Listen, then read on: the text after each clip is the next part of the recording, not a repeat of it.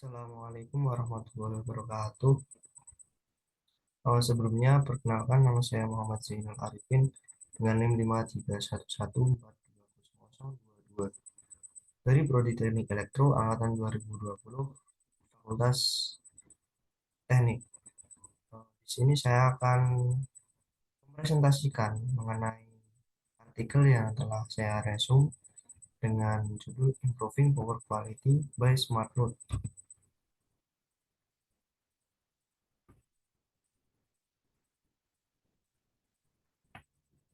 Oke, pada next slide ada pengertian. Konstruksi smart grid terdiri dari 4 tautan, yaitu pembangkit, listrik, transmisi, distribusi, dan penggunaan. Smart load sendiri terbagi dua kata, yakni smart yang berarti pintar atau cerdas, dan load berupa beban. Nah, load sendiri beban itu biasanya terdapat pada konsumen listrik. Smart load jadi tautan terakhir dan memainkan peran penting. Pengembangan smart load tidak hanya memenuhi kebutuhan jaringan pintar, tapi juga memanifestasikan kemajuan sistem tenaga dan masyarakat. Smart load bukanlah konsep baru. Misalnya, peralatan listrik pintar merupakan beban pintar. Dengan penerapan teknologi komputer, teknologi digital, dan teknologi informasi, peralatan listrik yang khas dapat menjadi yang cerdas dengan fungsi intelektualisasi dan informasi.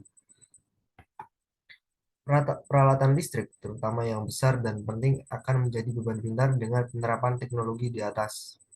Beban pintar memiliki perbandingan karakteristik berikut dengan yang umum.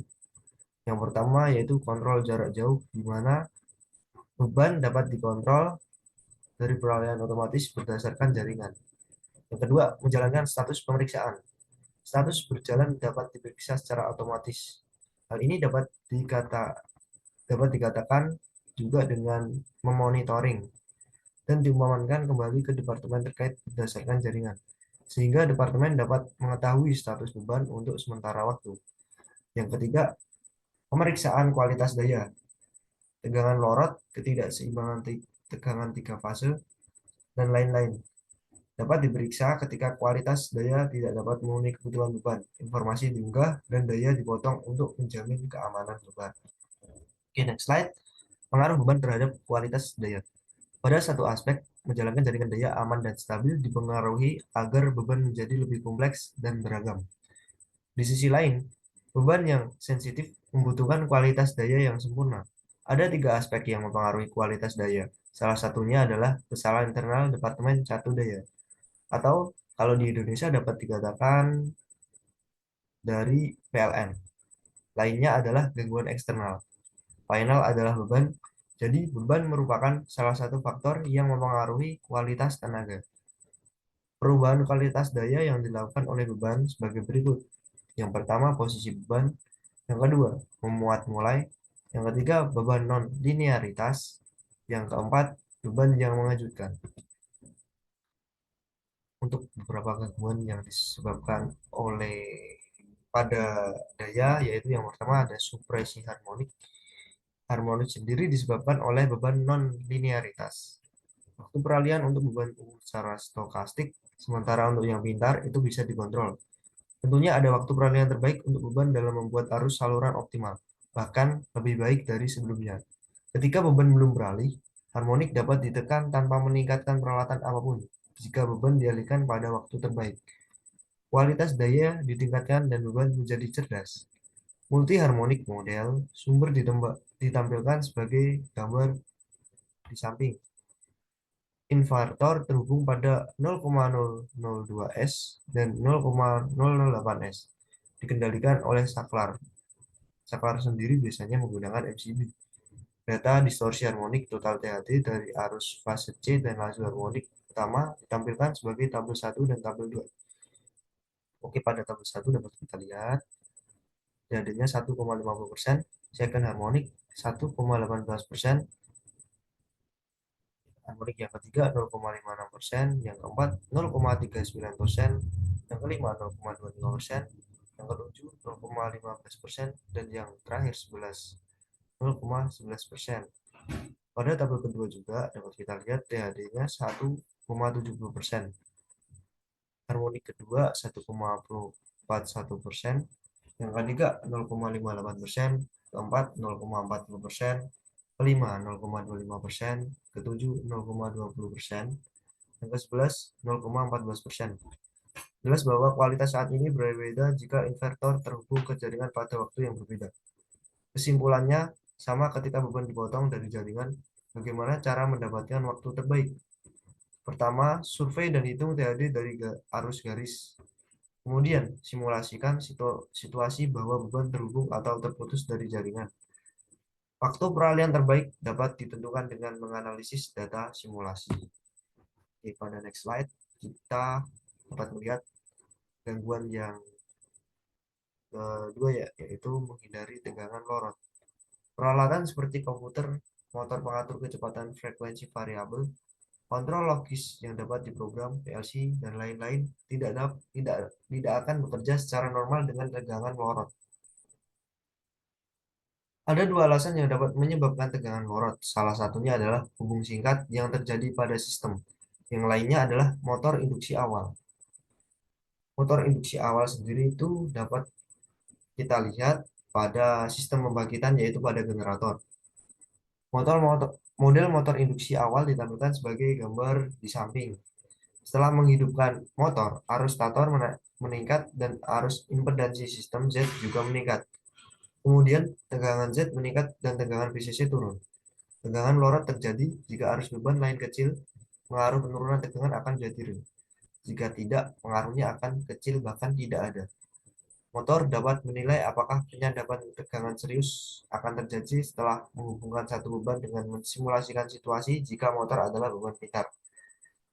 Jika konsekuensinya serius, langkah-langkah seperti kapasitor shunting, step down, dan sebagainya akan diambil untuk menghindari tegangan lorot. Ketipan tegangan akan membuat motor memutar kecepatan tidak seragam, instalasi elektronik tidak normal, ukuran energi listrik tidak akurat, dan sebagainya. Ada tiga aspek yang dapat menyebabkan ketipan tegangan. Pertama, karena sumber listrik. Kedua adalah motor starting frequency. Ketiga adalah shock load yang menghubungkan ke jaringan. Jadi, voltage flicker atau ketipan tegangan terkait dengan beban, konsekuensi yang disebabkan oleh yang terakhir adalah yang paling serius. Beban kejut yang umum adalah tungku busur, pabrik lokomotif listrik, dan lain-lain. Ketika motor atau beban kejut terhubung ke jaringan, tegangan saluran, arus, dan frekuensi adalah P. Kemudian nilai kemungkinan ketipan tegangan waktu pendek P tidak normal. Metode yang sesuai seperti menghubungkan beban ke saluran yang dapat dipasang atau memulai perangkat kompensasi pada saat yang sama diambil.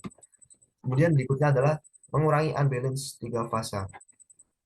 Unbalance tiga fase atau ketidakseimbangan tiga fase akan menyebabkan serangkaian bahaya seperti menambahkan kehilangan transformator tambahan, kerusakan perlindungan, menambah kerugian pada garis tengah, dan memperbesar obstruksi ke sistem komunikasi. Faktor utama yang menyebabkan unbalance tiga fase diklasifikasikan menjadi dua bagian, salah dan normalitas. Yang pertama adalah karena satu atau dua fase rusak, yang terakhir adalah karena tiga beban adalah contoh yang tidak seimbang. Ketidakseimbangan beban satu fase dapat menyebabkan ketidakseimbangan tiga fase. Jika bebannya cerdas, unit pengukurnya dapat memsurvei besarnya setiap fase, maka elemen eksekutif menghubungkan beban ke fase yang bebannya paling kecil. Dengan cara ini, untuk beban online, ketidakseimbangan tiga fase dapat dikurangi dengan membatalkan alokasi mereka ke setiap fase. Kemudian mengurangi frekuensi deviasi. Seperti diketahui semua orang, kecepatan putar dari set pembangkit dapat tetap tidak berubah-ubah hanya ketika persyaratan daya sistem sesuai dengan catu sumber daya. Tapi keduanya berubah sejenak. Penyimpangan frekuensi akan muncul ketika keduanya tidak seimbang. Ini akan membahayakan sisi catu daya dan sisi permintaan daya. Misalnya dapat mengurangi efisiensi menghasilkan set, meningkatkan daya reaktif, mengubah kecepatan putar, mempengaruhi akurasi peralatan pengukuran daya, dan sebagainya. Contoh paling umum yang membuat penyimpangan frekuensi lebih baik dengan beban adalah pelepasan beban frekuensi rendah. Ketika frekuensi terlalu rendah untuk berjalan normal, banyak beban pintar akan memberikan alarm dan aplikasi untuk keluar.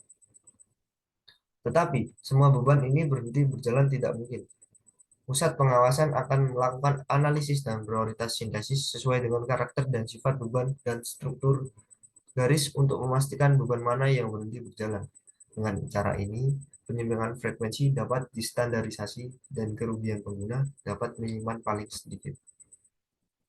Yang terakhir yaitu mengurangi over voltage. Over voltage sendiri itu adalah tegangan yang berlebihan. Hanya tegangan lebih yang muncul karena pelepasan beban yang dibahas dalam artikel ini. Ketika satu set beban perlu ditumpahkan, tegangan daya aktif daya reaktif saluran diukur terlebih dahulu. Kemudian, konsekuensi dari pelepasan beban disaring, beban dapat ditumpahkan secara batch Weasley atau satu persatu jika konsekuensinya serius. Urutan penumpang juga dapat dioptimalkan jika pelepasan beban yang besar menyebabkan tegangan lebih. Yang kecil dapat dibuat koin garis secara mencolok untuk mengurangi pengaruh pelepasan beban. Oke, dari artikel yang telah dirangkum dapat kita simpulkan bahwasanya untuk memenuhi kebutuhan konstruksi jaringan pintar di negara kita, artikel ini menjelaskan pentingnya beban pintar menunjukkan pertanyaan kualitas daya yang disebabkan oleh beban dan menjelaskan bahwa kualitas daya dapat ditingkatkan dengan beban pintar. Juga mengingat setiap target kualitas daya, beberapa contoh peningkatan kualitas daya dengan beban pintar diberikan.